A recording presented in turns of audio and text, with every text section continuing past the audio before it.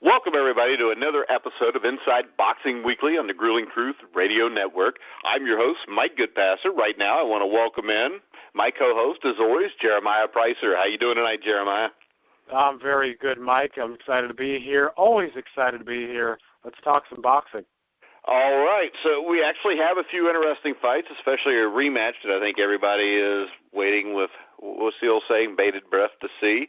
We'll get to that last, though, but we're going to start off talking about Francisco Vargas against Miguel Berchelt. I don't know. You're the guy that pronounces everything on this show, so any idea how to say his last name? No, I'm not even sure, to be honest with you. It doesn't really matter. I mean, he's a good opponent. He's only, he's 30. He has 30 wins, one knockout. Of course, he's beaten some guys with decent records, but nobody that really stands out to me as being a very good fighter. And it looks like he's got a big punch with 27 knockouts. But Vargas has beaten Orlando Salido. He's beaten Juan Manuel Lopez. He beat Miura. So what's your take on this? I guess you're figuring Vargas wins this? Yeah, that's my guess. I mean, I'm figuring they're giving Vargas, a softer touch after the many hard fights that he's had already. I mean, he's a young guy, but he's already been thrown in with the Wolves. And, a number of those he was either on his way to losing or, might have lost. But Vargas has provided all sorts of fireworks in his short career, and I like the guy. And I'm happy to see a softer touch. But, of course, with a lot of these guys from Mexico, it's kind of hard to say. I mean, a lot of these guys get brought up the tough way. Berchelt doesn't look as if he's one of those fellows.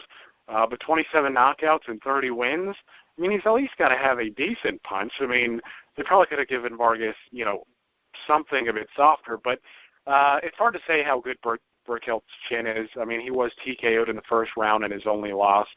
But my thinking is that it's an action-packed fight for, the short time that we have it. I think Berchelt is going to come to fight, but I think he's going to make Vargas look good. And I think that fight is setting up a Miura-Francisco Vargas rematch, which I think we all want to see. I mean, Vargas versus anybody who's exciting like Salido, Roman Martinez, again, Miura, I think his fans were all for that. I think he wins by stoppage, probably mid-rounds. And I also think Miura wins his fight. Hopefully it sets up a rematch, and then we have an excellent potential Fight of the Year candidate on our hands again. Most definitely. Next fight up, we've got Lee Selby against Jonathan Barros. Am I saying that one right? Yeah. Yep. You're just guessing, aren't you? All right. No. So Selby's looked good, 23-1, beat Fernando Montiel, beat Evgeny Gradovich. On the other side, we've got Barros, who has lost to Mikey Garcia, beat Miguel Roman. I think this is a blowout for Selby. What do you think? Yeah, I think kind of like how Miura and Vargas is being set up.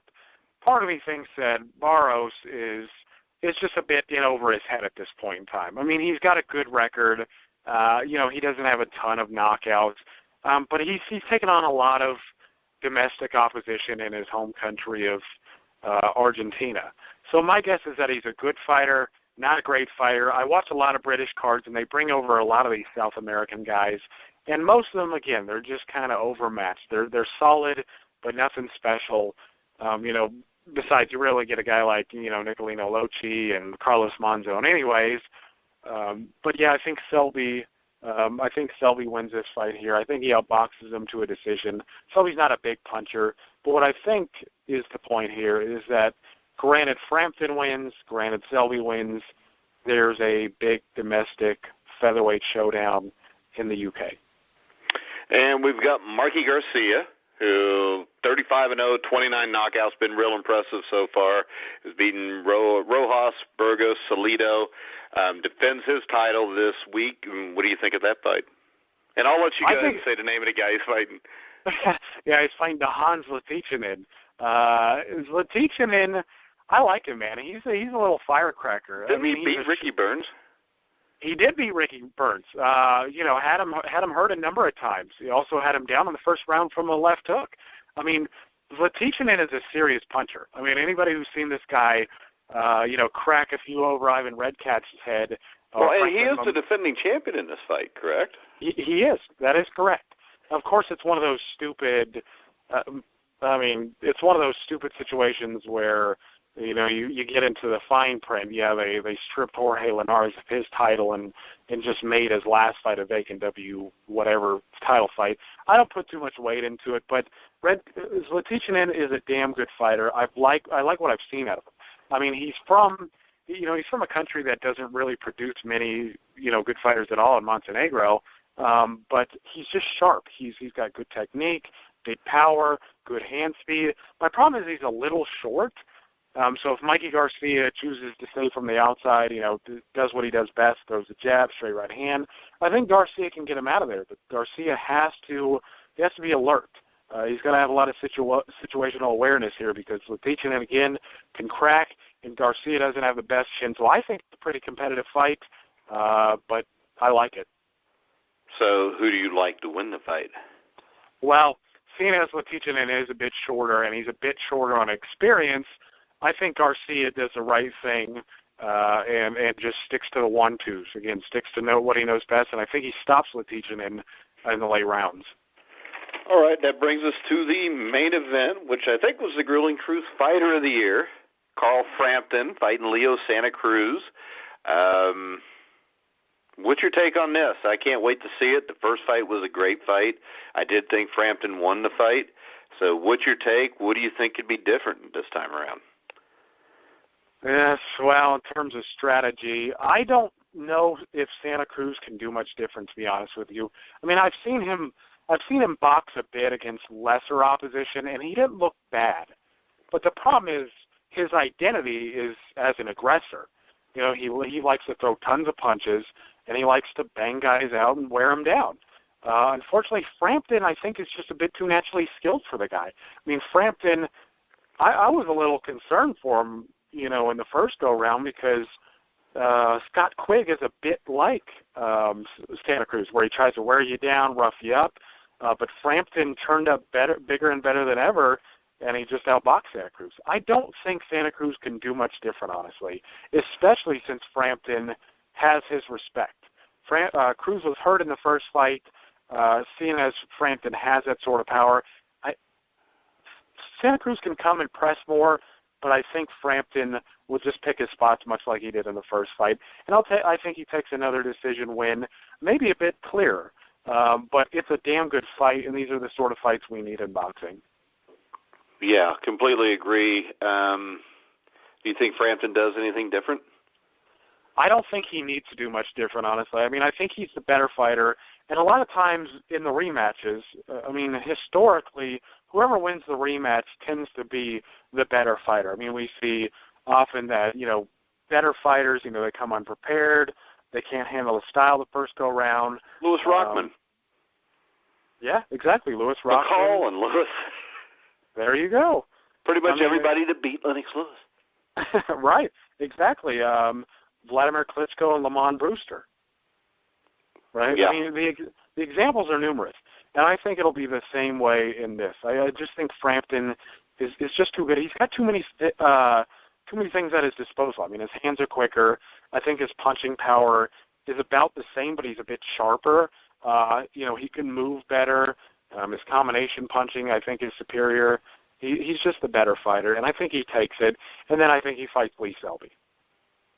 All right. Who do you like in that fight? I think Frampton beats him. Selby is a guy. Skilled.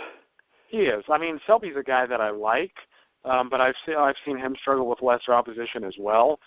Frampton, I think, is growing. Selby, I think, is damn near at his peak. Frampton is just getting better and better.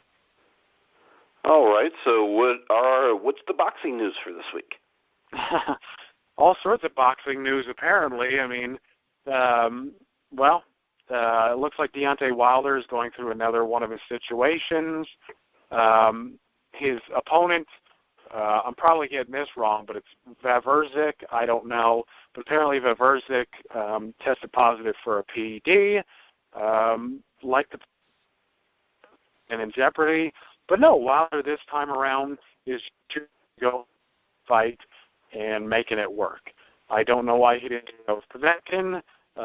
Maybe. Yeah, you do. You know why. Yeah, Povetkin's a bigger threat. The Polish guy. Povetkin can beat him. This guy probably can't. Well, Povetkin wrecked Vavrzik. I mean, this isn't. We see that there are two different levels of fighter there. But I think Wilder just wants to stay active. He had that injury that kept him out for a little while. And I do like the fact that he, stays active. But it just feels a bit shitty that, Wilder's going through this fight, didn't go through the Povetkin fight, but he's just dealing with this stuff again. Yeah. What else you got? Well, a fight that I like that is already planned for a rematch is Jorge Linares versus Anthony Crolla. I think that's a great rematch. I mean, the first fight was excellent. Linares came through. I think Linares is one of those guys. I'm glad to see him finally get a real championship because he is, now the man at lightweight, and he's always been a highly skilled guy. I think pound for pound he's been one of the most skilled fighters in boxing for, the last 5-10 years. He just hasn't gotten over the hump because his skin is made of paper mache and his chin isn't great. So he suffered a few setbacks, gotten a few bad calls, whatever. But Crolla is going to come and bring it again. Linares, however, I think it's going to be a bit like Frampton and Santa Cruz. I think Linares is going to show up a bit sharper. I think he's a smarter fighter. Crolla just doesn't have have as many tools at his disposal, but it's a damn good fight. And any time we have a bout for an actual championship, I think it's worth watching. All right. Now, I know we were talking before off air. You brought up Anthony Joshua fight against Vladimir Klitschko and who they're looking to set up to fight, the winner there. Yeah. So I think a lot of fans will be happy with this, though I think Luis Ortiz's stock has dropped a bit after his most recent performances. But apparently the WBA president says that the winner of Klitschko and Joshua is going to have to fight Luis Ortiz. And I think that's a good call. Those are the calls that need to be made. But unfortunately, it's hard to say whether or not, that title defense would come soon. I mean, even if Joshua wins, even if Klitschko wins, if Fury wanted to jump back in the action, I think he's more likely to get a shot at both. And the way the rules work is unification matches take precedence over, title defenses. So I think, you never know, Joshua might be able to get off with another defense. Klitschko might, get a Fury rematch. So I don't want to get ahead of myself, but I do like the fact that it's being set, right? I mean, it's being put out there. Like, hey, expect Luis Ortiz next, and he's a great fight for either one of them. Yeah, but if Joshua wins, don't you think that if David Haye beats Tony Bellew, that all of a sudden they would set that up just because it's huge in England? Yeah, it very well could be. I mean, and this is the thing. It's a good thing because the British scene is hot right now. But I think David Haye could somehow supplant Luis Ortiz in line. But again, I also think Tyson Fury, granted he wanted to come back, he acts like he wants to. I think either one of those guys could jump in front right now. And it's a bit unfortunate because I think Luis Ortiz he's earned it more regardless of what David Haye does to Tony Bellew. I mean, Bellew's not a legitimate heavyweight threat. He's never going to be. But again, the name recognition, we get it. But I'd like to see Luis Ortiz get a shot as soon as he can. So my question to you is this. If Klitschko beats Joshua, do you think he fights again, or do you think this is it for him? I think if he stops Joshua, it should be the end for him. I think that will mean that he is overtaken, three generations of fighters? I mean, if that were to be the case. Yeah, basically the entire century he's been winning. Yeah, I mean, if you overcome Joshua, who is considered, I don't want to say unanimously, there are, a few here and there who say, oh, well, Wilder's the next big thing. Most boxing fans that I talk to think that it's Anthony Joshua. Anthony Joshua looks better, and no matter what happens in the Klitschko fight, he will have a significantly better resume than Deontay Wilder. So for me and a lot of others, Joshua is the next big thing. For Klitschko to conquer that mountain, which would be spectacular at his age, I think he should retire. But it's hard to say. I mean, Klitschko and then it's hard to retire because then they might throw a lot of money to like stick him over here in Vegas or Madison Square Garden against Wilder. Yeah, not only that, it could be. I think he's even sparred Wilder, so I mean, would be some familiarity there. Plus, you got to figure he wants Tyson Fury again. I don't think he retires if he wins this fight, because I think he wants Tyson Fury. Because I don't think I think Klitschko's got too much pride to lose to a clown like Fury, which is what Fury is. I just don't think he can walk away with that loss on his record without avenging it. Now, especially since it wasn't that comprehensive of a defeat. It wasn't like Corey Sanders, who went in there and blitzed him in 2 rounds. Yeah, this was Fury landed 4 punches in the fight, and Klitschko landed 2. Right. Yeah, I mean, so there's redemption to be had, and I think if Klitschko could somehow beat Anthony Joshua, I think he might have enough to beat Tyson Fury. And that fight, they do a rematch. That's going to be huge. It's going to do massive numbers in Europe again. So, yeah, it would certainly be hard for him to just wave goodbye and ride off into the sunset. And I don't think he does. But if he loses, I do think he does. So it would be surprising to me that if Ortiz got the shot after this fight. I just think there's other fights there that are more lucrative. And I think it's definitely true if it's Klitschko, just because he's only got so many fights left anyways. Right, and when you're at that age, it's hard to blame a guy like that who, if granted he gets on top of that mountain again, I mean, he's really looking forward to retirement. We all know that it's near. So I couldn't blame him for milking a bit and then, leaving the sport. But, also as a fan and somebody who wants to see competitive fights, I think Luis Ortiz deserves a shot. I mean, he's done some good work recently. He hasn't looked as spectacular as a lot of people thought he would, but against Brian Jennings, he looked pretty damn good, and I just want to see him get the fight. Yeah, I mean, with Klitschko, eventually he's washed up anyways, and that may be now anyhow. I mean, let's face it, he hadn't fought in a couple of years, and the last time he fought, he was really inactive and lost to Fury. What else you got for us? Yeah, well, I just wanted to add, I mean, I think he's been over the hill for years. I mean, I think in a version closer to his prime, I think, gets Brian Jennings out of there. I mean, Brian Jennings actually gave him trouble and won a few rounds off of him. Yeah, I mean, he stuck it out the entire way. I don't think a prime Klitschko allows it to happen. But, no, but I think prime Klitschko was done probably around 2011, 2012 maybe. Yeah, I mean, no heavyweight. I can't think of heavyweight. I mean, Klitschko, if he wins, he's certainly. I mean, how many title holders have there been at 39 years old in the heavyweight division? I mean, that's pretty impressive in itself. And I think his legacy, it doesn't ride on this fight, but if he wins, I think his placement historically increases, maybe dramatically. Well, I think he's the kind of guy that, kind of like Larry Holmes, I don't think his standing will increase dramatically until you get farther away from his career and actually look at what he did. Right, and then I think they start giving some of his. It's funny how that works, right? I mean, I've noticed it happens with all sorts of guys, like Marvin Hagler.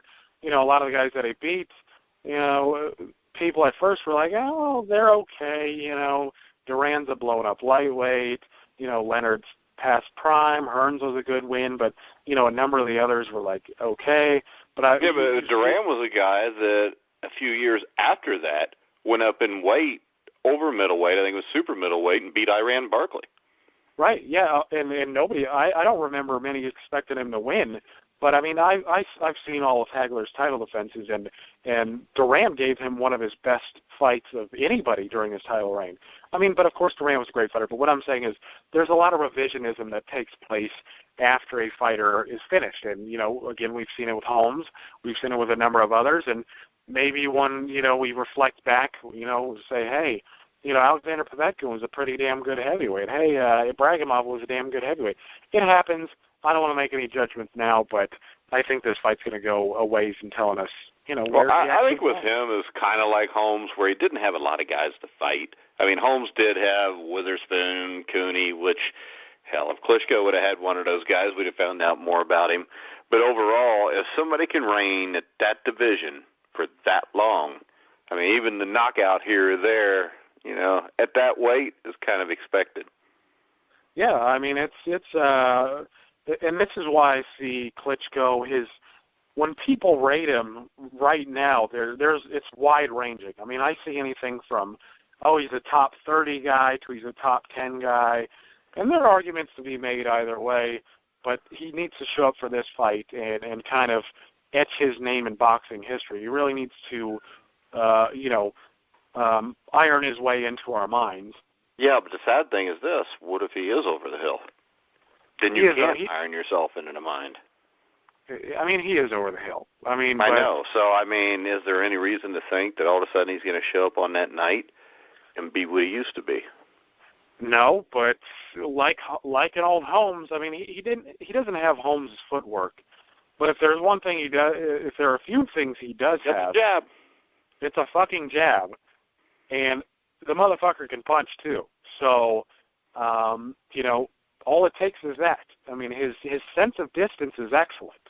I mean, he's been jabbing people's heads off for many, many years, and that right hand is bread and butter punch.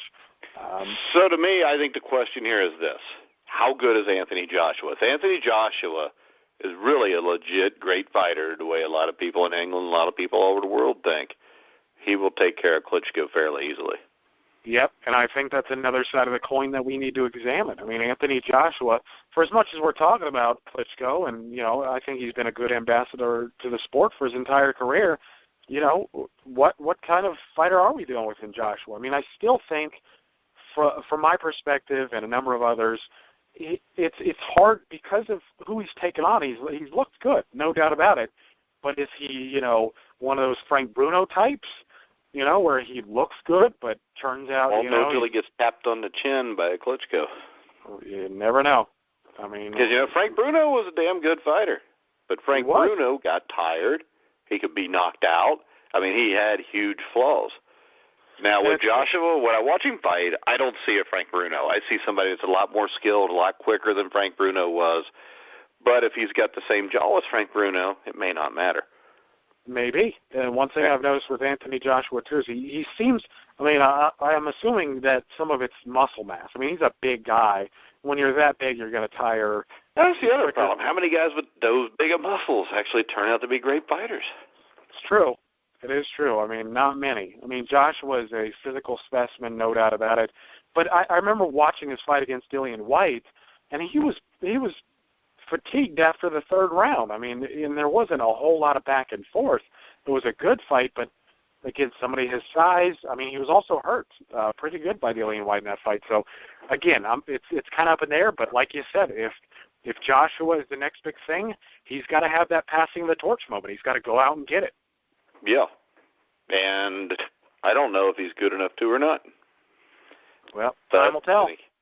Yeah, time will tell. Because, come on, Larry Holmes was even beating up Butterbean when he was like 55. So, not that Butterbean's an actual boxer, right? But I just enjoy watching that fight still to this day. And then Butterbean tripped him in the 10th round and acted like he knocked Larry Holmes down, and it actually counted. I thought it was nice of him to treat the fat guy with a little bit of, respect and act like he did something. But we got anything else? No, not a whole lot besides that. I mean, there's a British card shaping up real nice, and I'll just mention it real quickly. And I think Linares and Krolla is going to wind up on it, but also on it is going to be another, pretty good lightweight fight. It's going to be Terry Flanagan, who holds some trinket as well. He's going to be fighting Peter Petrov, the guy who won ESPN's Boxino tournament a few years back. I think that's an interesting fight. The card is shaping up to be nice. And I think if Terry Flanagan gets through that, which I think most people believe he will, my guess is that Felix Verdejo, the Puerto Rican prospect, is on the menu soon because Flanagan holds the WBA trinket. Again, it's of no, real big concern to me, but with Bob Arum's dealings with the WBO, they're obviously a tight-knit family. So Flanagan and Verdejo just seems like it's probably coming soon. All right, next week when I introduce you, I'm going to introduce you as the WBI champion. Please do. Okay, because everybody else has got a belt. So can we add a little bit more onto it? I want to be the WBI Regional Diamond Belt regular title holder. Silver Diamondback champion. Yeah. There you go. You could just be the WBI Silver Diamondback champion because that sounds cool as hell. That does sound pretty cool. I'll take it. Yeah, Silver Diamondback champion. Also, we got good news with the Grueling Truth this week. We were contacted by Showtime Championship Boxing and the people of Adrian Broner. We will be credentialed. We'll be at the fight February the 18th. Well, I'll be there with our photographer James Ernest at the Cintas Center as Broner defends his title. Lamont Peterson will be on the card too, so hopefully here in the next couple of weeks we'll have a few of those guys on. They're going to be fighting on that card. But that's big news for us, and then pretty soon we can fly Jeremiah all over the world to boxing fights for free. I'm excited. I'm hoping so. Come on, PBC. Come on, Showtime. Yes, Premier Boxing Champions is the greatest. So it's a little plug there if they're listening or if they listen. So, all right, guys, we're going to go ahead and get out of here. Make sure you catch us next weekend too, or next week also. What fights we got? Do we got anything to look forward to next weekend boxing-wise? I'm trying to think. Damn it. I'm trying to think after the Frampton fight. I know I think it's going to be pretty slow in February as well. I mean, a lot of them still kind of shaping up. But if I'm not mistaken, they'll have I know Sammy Vasquez Jr. is fighting Luis Collazo. The Puerto Rican prospect Felix Verdejo that I was talking about, he's going to be participating. Yeah, I think Vasquez fights Collazo on the PBC February the 2nd. So it'll be next Friday. Yep. Hey, how about this one? I know in Australia, Danny Green's going to fight Anthony Mundine. Oh, my God. Yeah, they've been talking that up. I follow some of the Australian boxing sites. That's how I come across certain guys. I mean, but they're hyping this up as if it's, something special. I mean, these are two dudes who are way past their prime, but it's a big domestic showdown, whatever. Well, Felix Verdejo is fighting a guy by the name of Oliver Flores. And then we've got Chris Eubank is fighting Renaud Quinlan. Yeah, for some silly... Which Kid Galahad is also on that card, and David Price is fighting Christian Hammer on that card. Uh-oh, watch out. It's on ITV pay-per-view, so there's sure to be a knockout with David Price in it. Unfortunately for David Price, it's usually him getting knocked out. But what are you going to do? And I know that February 17th, you're going to be pumped up because there's a pay-per-view with Roy Jones Jr., and he's fighting Bobby Gunn. Oh, my God. Yeah, I'm trying to get press credentialed to that. I think that they would probably pay you to show up and be press credentialed to that because you'd be the only guy there. They're like, can you please come? Yeah. But, I mean, of course, in late February. And it is for a championship. Oh, it is for the World Boxing Foundation Cruiserweight title. No. And the undercard is really good, though, because Joey Tiberi, who's 13-2, is fighting TBA. And TBA is going to be busy that night because he's also fighting a guy named Henry Stewart, who's 2-0. They don't give a record for TBA, but I bet he's pretty good. No, TBA, a lot of experience. You never know what you're going to get. I remember TBA used to be Reggie Strickland. That's who it used to be. Oh, yeah. It might still be. You never know. Yeah, I don't know. Hey, I can tell you this, though. The guy that – this is unreal. I just looked Bobby Gunn up. Bobby Gunn's last 3 fights, he was knocked out by Thomas Adamek. He was knocked out by James Toney, and he lost a unanimous decision to Glenn Johnson. Now, the problem with this is the Glenn Johnson fight was 2013. The James Toney fight was in 2012. And then 3 fights ago, Thomas Adamek was in 2009. So Roy Jones is going to fight a guy that's 21-6 and has not fought since December of 2013. Jeez. Oh, wow. But he did beat Elijah Dickens, who was 0-5 back in 2007. And he actually fought Enzo Macronelli for the World Cruiserweight title, too, and he got knocked out. Yeah, well, looks like him and Roy have something in common then. They both got knocked out by Macronelli. Yeah, they both get knocked out a lot anymore. But Deborah says Roy should have enough money and know better. Yeah, I don't know. I mean, yeah, I'm up and down with his strategy. I mean, See, I think he's a guy that has actually hurt himself by continuing to fight. Yeah, I mean, up until his fights with, the Montel Griffin rematch, if he would have left after the John Ruiz fight, he'd be a top 25, top 20 pound for pound person all time. Oh, probably higher than that to most people today that are younger. Yeah, exactly. I mean, but with his carrying on, it's. Yeah, and it's not like he is Ali and he just lost to Holmes and a Burbick and he retired. He's been losing for years now. Yeah, after the Glenn Koff-Johnson knockout, I mean, I knew it was pretty much on the skids from there. Because now the problem is, everybody must have forgot about early in his career because he's fought for so long after it. Yeah. Making fun of his song, his rap song, if you remember. It looks like they're all carrying on too long. I think James Toney's still an active fighter. Well, they're probably trying to set up James Toney against Roy Jones again. Now they might as well. Honestly, they might as well. Maybe they could have those two and Glenn Johnson all in the ring at the same time, and they could just fight each other all at once. There we go. Make it happen. Mike's starting his own promotional outfit. There you go. We'll have the World Aged Boxing Association, the WABA, WABA. And then the winner of that gets to fight you for the WBI, whatever that title was, Silver Diamondback Championship. I hope Roy doesn't win because he's not opposed to fighting fans. Yeah, but see, the thing is this. We're going to put you on so much testosterone and stuff and steroids that you're going to be jacked up and ready to kill. And our organization, the Silver Diamondback organization, does not drug test. So. All right. Got to do what I got to do, I guess. All right. Hey, guys, remember to check out all the other shows on thegruelingtruth.net. Also, all the articles. You can hear all the shows on iHeart, iTunes, Google Music, TuneIn, Spreaker, Stitcher. Anywhere you find sports podcasts, you'll find The Grueling Truth. Make sure you check out this week's edition of the NFL Pick'em Show. There's no game to pick, but we'll have Mark Cooper, former starting guard for the Denver Broncos in the 1980s on. We'll review last week's conference championship game and do a little bit of a preview to the Super Bowl coming up. Who you got in the Super Bowl, Jeremiah, since you're not on the Pick'em Show? I'm taking the Patriots. You're taking the Patriots? I'm still not sure about it. I'm like 50-50. I think the Falcons are better, but they don't have Belichick or Brady. But Matt Ryan's pretty good, and so is Dan Quinn. So it should be a good game, unlike most of the playoff games that sucked. But what are you going to do?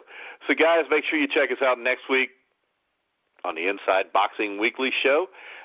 For Jeremiah Preisser, I'm Mike Goodpaster. You've been listening to The Grueling Truth, where the legends speak.